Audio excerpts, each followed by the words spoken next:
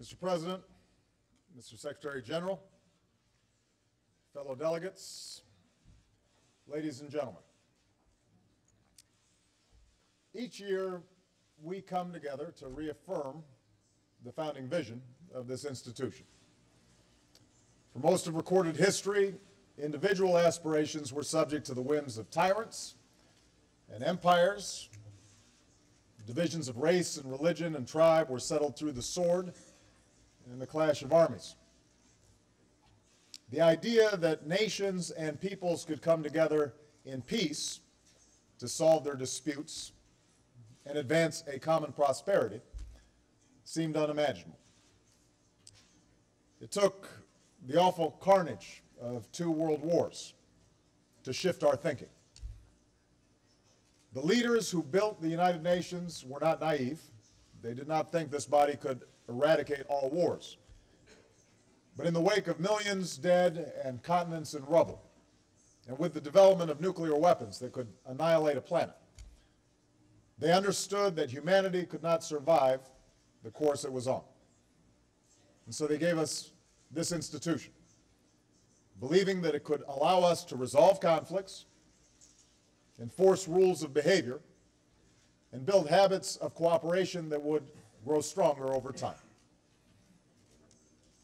Now, for decades, the United Nations has in fact made a difference, from helping to eradicate disease, to educating children, to brokering peace. But like every generation of leaders, we face new and profound challenges, and this body continues to be tested. The question is whether we possess the wisdom and the courage, as nation states and members of an international community, to squarely meet those challenges. Whether the United Nations can meet the tests of our time.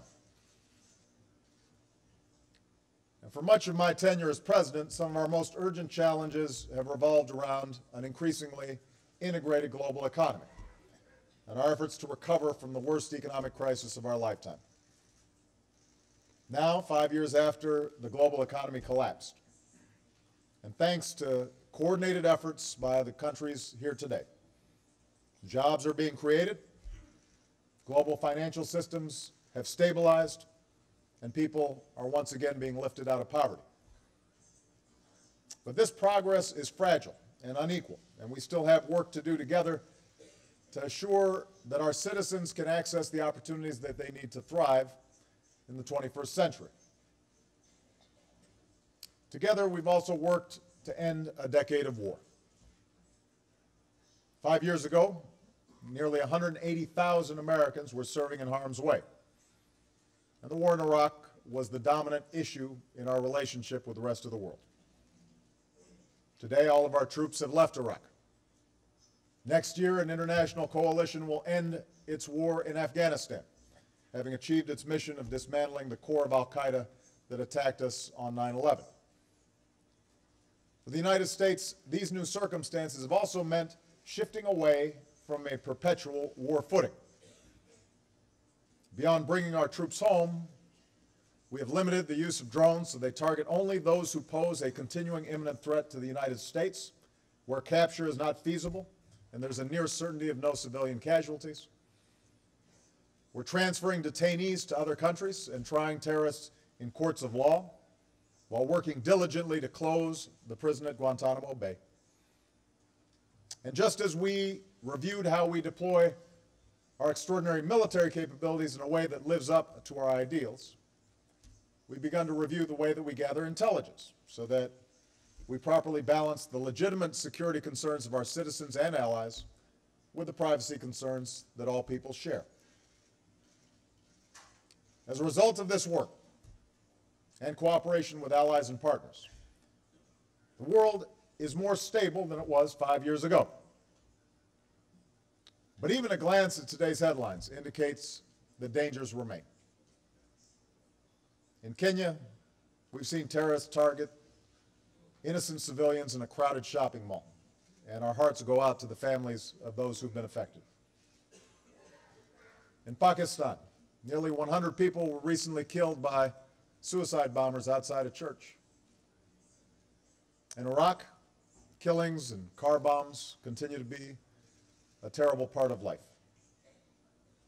And meanwhile, al-Qaeda has splintered into regional networks and militias,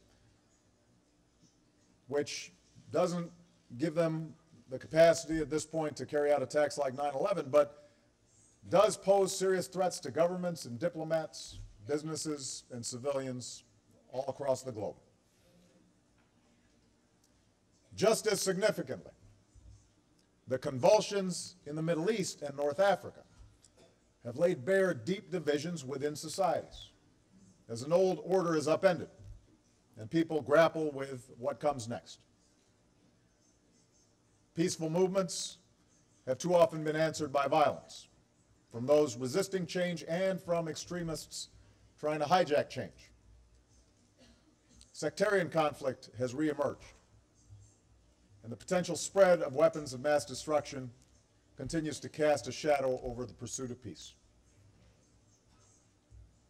Nowhere have we seen these trends converge more powerfully than in Syria. There, peaceful protests against an authoritarian regime were met with repression and slaughter.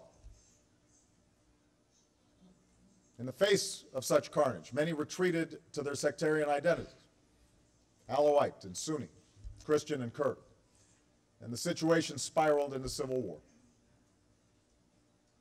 The international community recognized the stakes early on, but our response has not matched the scale of the challenge. Aid cannot keep pace with the suffering of the wounded and displaced. A peace process is stillborn. America and others have worked to bolster the moderate opposition, but extremist groups have still taken root to exploit the crisis. Assad's traditional allies have propped him up, citing principles of sovereignty to shield his regime. And on August 21st, the regime used chemical weapons in an attack that killed more than 1,000 people, including hundreds of children. Now, the crisis in Syria and the destabilization of the region goes to the heart of broader challenges that the international community must now confront. How should we respond to conflicts in the Middle East and North Africa? Conflicts between countries, but also conflicts within them. How do we address the choice of standing callously by while children are subjected to nerve gas, or embroiling ourselves in someone else's civil war? What's the role of force in resolving disputes that threaten the stability of the region and undermine all basic standards of civilized conduct? And what's the role of the United Nations and international law in meeting cries for justice? Today, I want to outline where the United States of America stands on these issues. With respect to Syria, we believe that as a starting point, the international community must enforce the ban on chemical weapons. When I stated my willingness to order a limited strike against the Assad regime in response to the brazen use of chemical weapons, I did not do so lightly. I did so because I believe it is in the national security interest of the United States and in the interest of the world to meaningfully enforce a prohibition whose origins are older than the United Nations itself. The ban against the use of chemical weapons, even in war, has been agreed to by 98% of humanity. It is strengthened by the searing memories of soldiers suffocating in the trenches, Jews slaughtered in gas chambers, Iranians poisoned in the many tens of thousands. The evidence is overwhelming that the Assad regime used such weapons on August 21st. UN inspectors gave a clear accounting that advanced rockets fired large quantities of sarin gas at civilians. These rockets were fired from a regime-controlled neighborhood and landed in opposition neighborhoods. It's an insult to human reason and to the legitimacy of this institution to suggest that anyone other than the regime carried out this attack. Now, I know that in the immediate aftermath of the attack, there were those who questioned the legitimacy of even a limited strike in the absence of a clear mandate from the Security Council. But without a credible military threat, the Security Council had demonstrated no inclination to act at all. However, as I've discussed with President Putin for over a year, most recently in St. Petersburg, my preference has always been a diplomatic resolution to this issue. And in the past several weeks, the United States, Russia, and our allies have reached an agreement to place Syria's chemical weapons under international control and then to destroy them. The Syrian government took a first step by giving an accounting of its stockpiles. Now there must be a strong Security Council resolution to verify that the Assad regime is keeping its commitments. And there must be consequences if they fail to do so. If we cannot agree even on this, then it will show that the United Nations is incapable of enforcing the most basic of international laws. On the other hand, if we succeed, it will send a powerful message that the use of chemical weapons has no place in the 21st century, and that this body means what it says. Now, agreement on chemical weapons should energize a larger diplomatic effort to reach a political settlement within Syria. I do not believe that military action by those within Syria or by external powers can achieve a lasting peace. Nor do I believe that America or any nation should determine who will lead Syria. That is for the Syrian people to decide. Nevertheless, a leader who slaughtered his citizens and gassed children to death cannot regain the legitimacy to lead a badly fractured country. The notion that Syria can somehow return to a pre-war status quo is a fantasy. It's time for Russia and Iran to realize that insisting on Assad's rule will lead directly to the outcome that they fear, an increasingly violent space for extremists to operate. In turn, those of us who continue to support the moderate opposition must persuade them that the Syrian people cannot afford a collapse of state institutions, and that a political settlement cannot be reached without addressing the legitimate fears and concerns of Alawites and other minorities. We are committed to working this political track, and as we pursue a settlement, let's remember this is not a zero-sum endeavor. We're no longer in a Cold War. There's no great game to be won, nor does America have any interest in Syria beyond the well-being of its people, the stability of its neighbors, the elimination of chemical weapons, and ensuring that it does not become a safe haven for terrorists. I welcome the influence of all nations that can help bring about a peaceful resolution of Syria's civil war. And as we move the Geneva process forward, I urge all nations here to step up to meet humanitarian needs in Syria and surrounding countries. America's committed over $1 billion to this effort. And today I can announce that we will be providing an additional $340 million. No aid can take the place of a political resolution that gives the Syrian people the chance to rebuild their country, but it can help desperate people to survive. What broader conclusions can be drawn from America's policy towards Syria?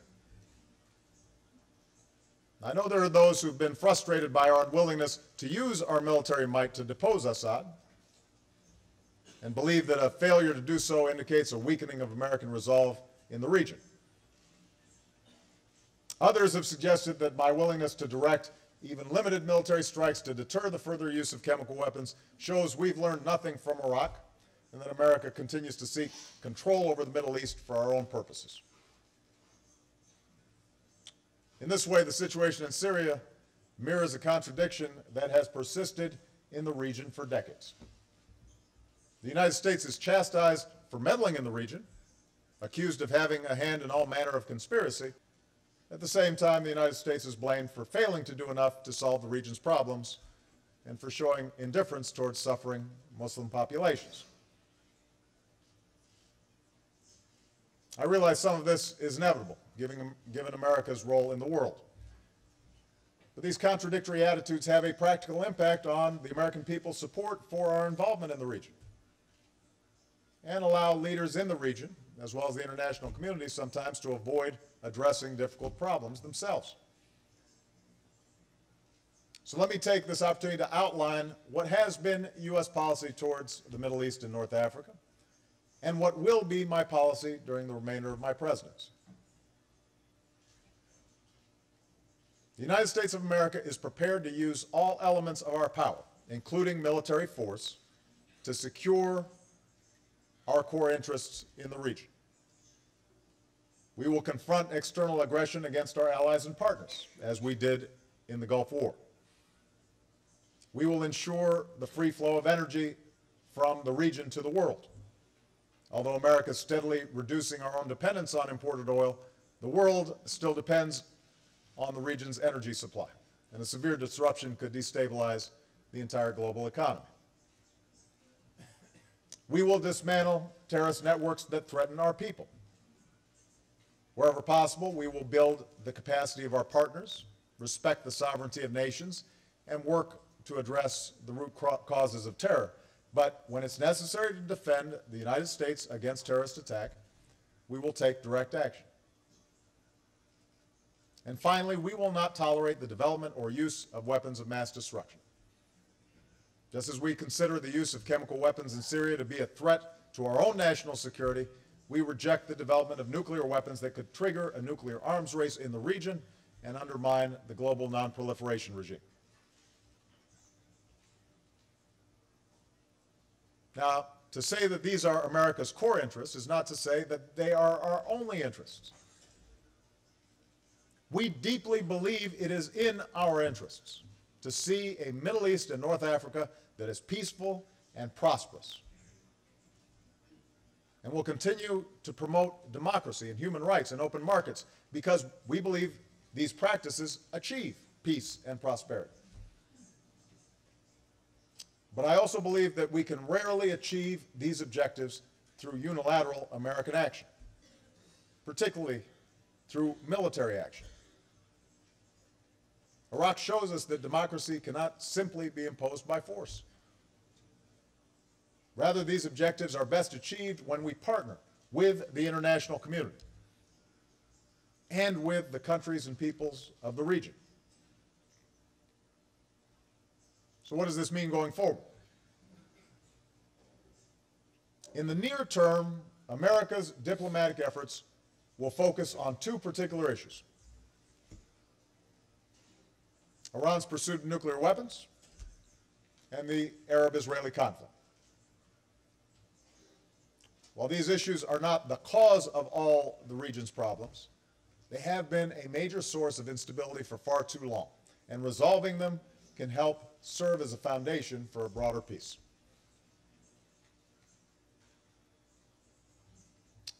The United States and Iran have been isolated from one another since the Islamic Revolution of 1979.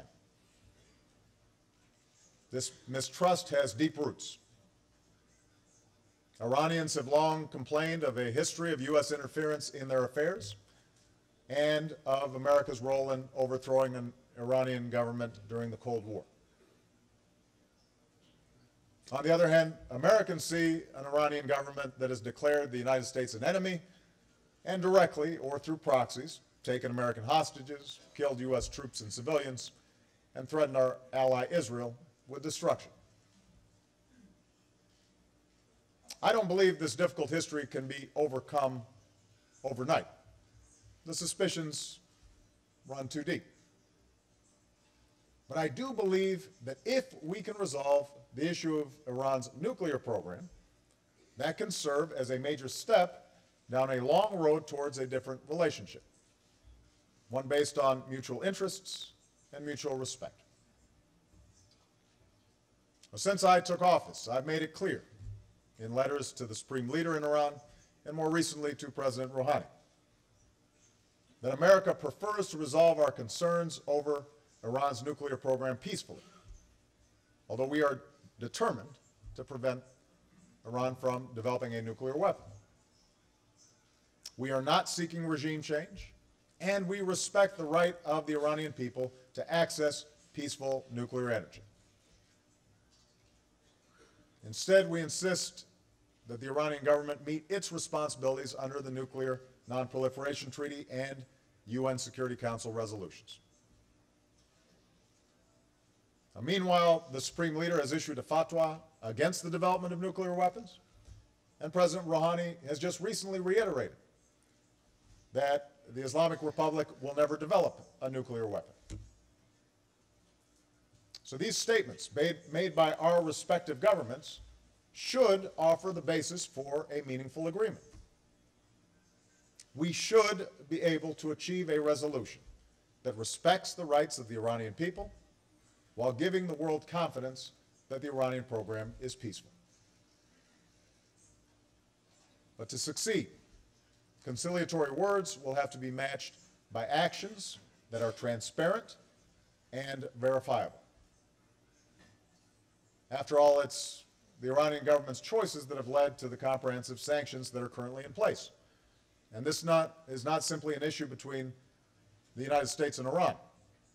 The world has seen Iran evade its responsibilities in the past and has an abiding interest in making sure that Iran meets its obligations in the future. But I want to be clear, we are encouraged that President Rouhani received from the Iranian people a mandate to pursue a more moderate course. And given President Rouhani's stated commitment to reach an agreement, I am directing John Kerry to pursue this effort with the Iranian government in close cooperation with the European Union, the United Kingdom, France, Germany, Russia, and China. The roadblocks may prove to be too great, but I firmly believe the diplomatic path must be tested. For while the status quo will only deepen Iran's isolation, Iran's genuine commitment to go down a different path will be good for the region and the world, and will help the Iranian people meet their extraordinary potential in commerce and culture, in science and education. We are also determined to resolve a conflict that goes back even further than our differences with Iran, and that is the conflict between Palestinians and Israelis. I've made it clear that the United States will never compromise our commitment to Israel's security, nor our support for its existence as a Jewish state. Earlier this year in Jerusalem, I was inspired by young Israelis who stood up for the belief that peace was necessary, just, and possible.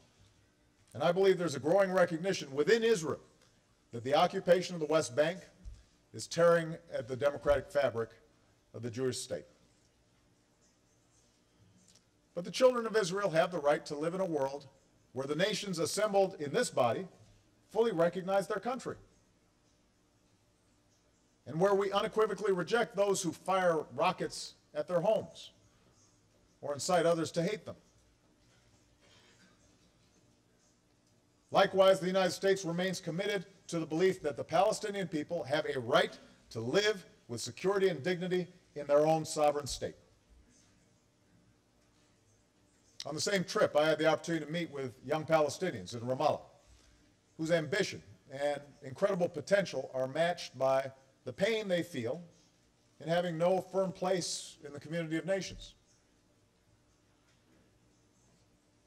They are understandably cynical that real progress will ever be made, and they're frustrated by their families enduring the daily indignity of occupation.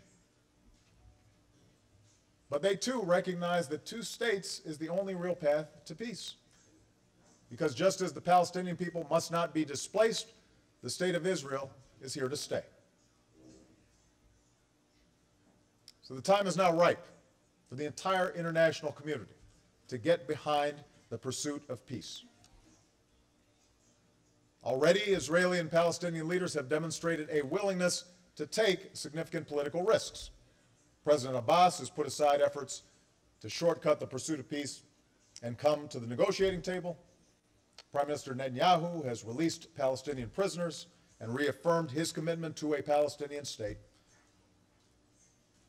Current talks are focused on final status issues of borders and security, refugees, and Jerusalem. So now the rest of us must be willing to take risks as well. Friends of Israel, including the United States, must recognize that Israel's security as a Jewish and democratic state depend on the realization of a Palestinian state. And we should say so clearly. Arab states and those who supported the Palestinians must recognize that stability will only be served through a two-state solution and a secure Israel. All of us must recognize that peace will be a powerful tool to defeat extremists throughout the region and embolden those who are prepared to build a better future. And moreover, ties of trade and commerce between Israelis and Arabs could be an engine of growth and opportunity at a time when too many young people in the region are languishing without work. So let's emerge from the familiar corners of blame and prejudice. Let's support Israeli and Palestinian leaders who are prepared to walk the difficult road to peace. Real breakthroughs on these two issues, Iran's nuclear program and Israeli-Palestinian peace, would have a profound and positive impact on the entire Middle East and North Africa. But the current convulsions arising out of the Arab Spring remind us that a just and lasting peace cannot be measured only by agreements between nations. It must also be measured by our ability to resolve conflict and promote justice within nations. And by that measure, it's clear that all of us have a lot more work to do. When peaceful transitions began in Tunisia and Egypt, the entire world was filled with hope. And although the United States, like others, was struck by the speed of transition, and although we did not, and in fact could not, dictate events, we chose to support those who called for change. And we did so based on the belief that while these transitions will be hard and take time, societies based upon democracy and openness and the dignity of the individual will ultimately be more stable, more prosperous, and more peaceful. Over the last few years, particularly in Egypt, we've seen just how hard this transition will be. Mohamed Morsi was democratically elected, but proved unwilling or unable to govern in a way that was fully inclusive. The interim government that replaced him responded to the desires of millions of Egyptians who believed the revolution had taken a wrong turn. But it too has made decisions inconsistent with inclusive democracy through an emergency law and restrictions on the press and civil society and opposition parties. Of course, America has been attacked by all sides of this internal conflict, simultaneously accused of supporting the Muslim Brotherhood and engineering their removal of power. In fact, the United States has purposely avoided choosing sides. Our overriding interest throughout these past few years has been to encourage a government that legitimately reflects the will of the Egyptian people and recognizes true democracy as requiring a respect for minority rights and the rule of law, freedom of speech and assembly, and a strong civil society. That remains our interest today. And so going forward, the United States will maintain a constructive relationship with the interim government that promotes core interests like the Camp David Accords and counterterrorism. We'll continue support in areas like education that directly benefit the Egyptian people, but we have not proceeded with the delivery of certain military systems, and our support will depend upon Egypt's progress in pursuing a more democratic path. And our approach to Egypt reflects a larger point. The United States will at times work with governments that do not meet, at least in our view, the highest international expectations, but who work with us on our core interests.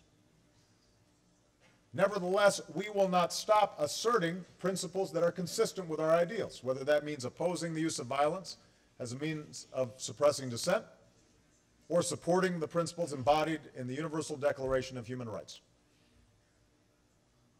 We will reject the notion that these principles are simply Western exports, incompatible with Islam or the Arab world.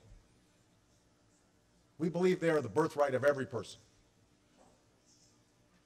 And while we recognize that our influence will at times be limited, although we will be wary of efforts to impose democracy through military force, and although we will at times be accused of hypocrisy and inconsistency, we will be engaged in the region for the long haul.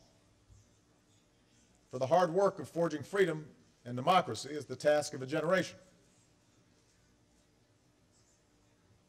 And this includes efforts to resolve sectarian tensions that continue to surface in places like Iraq, Bahrain, and Syria. We understand such long-standing issues cannot be solved by outsiders. They must be addressed by Muslim communities themselves. But we've seen grinding conflicts come to an end before. Most recently in Northern Ireland, where Catholics and Protestants finally recognized that an endless cycle of conflict was causing both communities to fall behind a fast-moving world. And so we believe those same sectarian conflicts can be overcome in the Middle East and North Africa. To summarize, the United States has a hard-earned humility when it comes to our ability to determine events inside other countries. You know, the notion of American empire may be useful propaganda, but it isn't borne out by America's current policy or by public opinion. Indeed, as recent debates within the United States over Syria clearly showed, the danger for the world is not an America that is too eager to immerse itself in the affairs of other countries or to take on every problem in the region as its own. The danger for the world is that the United States, after a decade of war, rightly concerned about issues back home, aware of the hostility that our engagement in the region has engendered throughout the Muslim world, may disengage, creating a vacuum of leadership that no other nation is ready to fill. Now, I believe such disengagement would be a mistake. I believe America must remain engaged for our own security, but I also believe the world is better for it. Some may disagree, but I believe America is exceptional, in part because we have shown a willingness, through the sacrifice of blood and treasure, to stand up not only for our own narrow self-interest, but for the interests of all. I must be honest, though. We're far more likely to invest our energy in those countries that want to work with us, that invest in their people instead of a corrupt few, that embrace a vision of society where everyone can contribute, men and women, Shia or Sunni, Muslim, Christian or Jew. Because from Europe to Asia, from Africa to the Americas, nations that have persevered on a democratic path have emerged more prosperous, more peaceful, and more invested in upholding our common security and our common humanity. And I believe that the same will hold true for the Arab world. This leads me to a final point. There will be times when the breakdown of societies is so great, the violence against civilians so substantial, that the international community will be called upon to act. This will require new thinking and some very tough choices. While the United Nations was designed to prevent wars between states, increasingly we face the challenge of preventing slaughter within states. And these challenges will grow more pronounced as we are confronted with states that are fragile or failing. Places where horrendous violence can put innocent men, women, and children at risk with no hope of protection from their national institutions. I've made it clear that even when America's core interests are not directly threatened, we stand ready to do our part to prevent mass atrocities and protect basic human rights. But we cannot and should not bear that burden alone. In Mali, we supported both the French intervention that successfully pushed back al-Qaeda and the African forces who are keeping the peace. In Eastern Africa, we are working with partners to bring the Lord's Resistance Army to an end. And in Libya, when the Security Council provided a mandate to protect civilians, America joined a coalition that took action. Because of what we did there, countless lives were saved, and a tyrant could not kill his way back to power. I know that some now criticize the action in Libya as an object lesson. They point to the problems that the country now confronts: a democratically elected government struggling to provide security, armed groups in some places, extremists ruling parts of a fractured land. And so these critics argue that any intervention to protect civilians is doomed to fail. Look at Libya. And no one's more mindful of these problems than I am, for they resulted in the death of 4 outstanding U.S. citizens who were committed to the Libyan people, including Ambassador Chris Stevens, a man whose courageous efforts helped save the city of Benghazi. But does anyone truly believe that the situation in Libya would be better if Gaddafi had been allowed to kill, imprison, or brutalize his people into submission? It's far more likely that without international action, Libya would now be engulfed in civil war and bloodshed. So we live in a world of imperfect choices. Different nations will not agree on the need for action in every instance, and the principle of sovereignty is at the center of our international order. But sovereignty cannot be a shield for tyrants to commit wanton murder, or an excuse for the international community to turn a blind eye. While we need to be modest in our belief that we can remedy every evil, while we need to be mindful that the world is full of unintended consequences, should we really accept the notion that the world is powerless in the face of a Rwanda or a Srebrenica? If that's the world that people want to live in, they should say so and reckon with the cold logic of mass graves. But I believe we can embrace a different future. If we don't want to choose between inaction and war, we must get better, all of us, at the policies that prevent the breakdown of basic order, through respect for the responsibilities of nations and the rights of individuals, through meaningful sanctions for those who break the rules, through dogged diplomacy that resolves the root causes of conflict, not merely its aftermath, through development assistance that brings hope to the marginalized. And yes, sometimes, although this will not be enough, there are going to be moments where the international community will need to acknowledge that the multilateral use of military force may be required to prevent the very worst from occurring.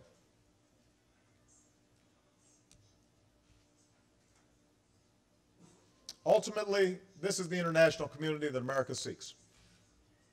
One where nations do not covet the land or resources of other nations, but one in which we carry out the founding purpose of this institution, and where we all take responsibility. A world in which the rules established out of the horrors of war can help us resolve conflicts peacefully and prevent the kinds of wars that our forefathers fought. A world where human beings can live with dignity and meet their basic needs, whether they live in New York or Nairobi, in Peshawar or Damascus. These are extraordinary times with extraordinary opportunities. Thanks to human progress, a child born anywhere on earth today can do things that 60 years ago would have been out of reach for the mass of humanity. I saw this in Africa, where nations moving beyond conflict are now poised to take off. And America's with them, partnering to feed the hungry and care for the sick and to bring power to places off the grid. I see it across the Pacific region, where hundreds of millions have been lifted out of poverty in a single generation.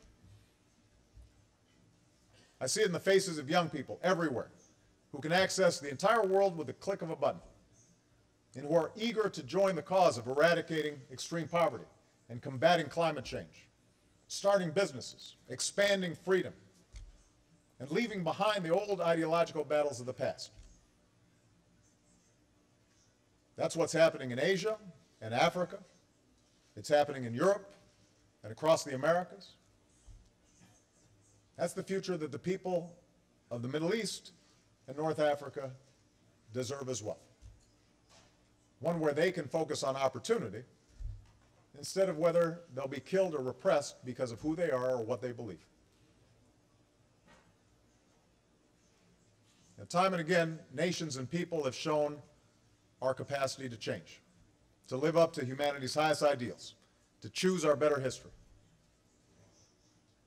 Last month, I stood where 50 years ago Martin Luther King Jr. told America about his dream, at a time when many people of my race could not even vote for president. Earlier this year, I stood in the small cell where Nelson Mandela endured decades cut off from his own people in the world. Who are we to believe that today's challenges cannot be overcome, when we've seen what changes the human spirit can bring? Who in this hall can argue that the future belongs to those who seek to repress that spirit rather than those who seek to liberate it? I know what side of history I want the United States of America to be on. We're ready to meet tomorrow's challenges with you, firm in the belief that all men and women are in fact created equal, each individual possessed with a dignity and inalienable rights that cannot be denied. That is why we look to the future not with fear, but with hope. And that's why we remain convinced that this community of nations can deliver a more peaceful, prosperous, and just world to the next generation. Thank you very much.